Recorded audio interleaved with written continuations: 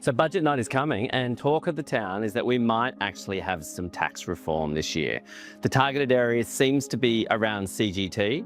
Now, we don't quite know what they're going to do there yet, so watch this space. They could just adjust the discount percentage from a 50% discount. There's been talk of a third or a 25% discount, or maybe even adjust the CGT system so it goes back to the original system where we index the original cost base by CPI, which has the effect of you only paying capital gains tax on the amount over the CPI indexed cost base.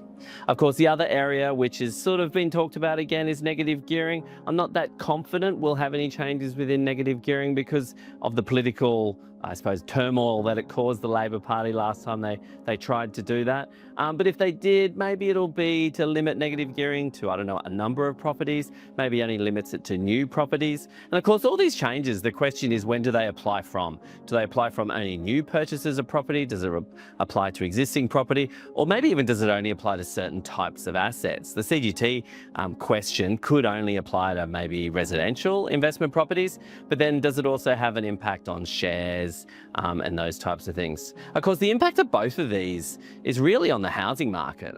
When we've already got a shortage of housing within the market, and to be honest, a shortage of rental properties as well. We see rents going up, and do these initiatives, if either of them are introduced, will that have a negative impact on rents? Or what I mean by negative, I mean, will it increase our rents and therefore make it harder for people who are in the rental market to find properties and afford the rent that they have to afford? Of course, the other underlying big issue within the economy at the moment is inflation, or maybe even getting to a point of stagflation. And how are they going to address within the budget the inflationary pressures that we have?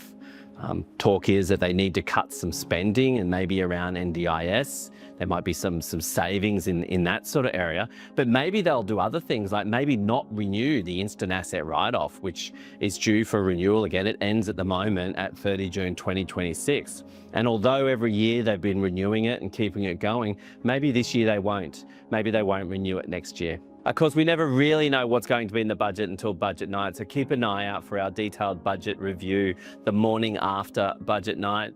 We are crossing our fingers for more tax reform, not holding our breath though. Love to see some changes to GST, love to see some harmonisation of state taxes, maybe even dealing with contractors once and for all.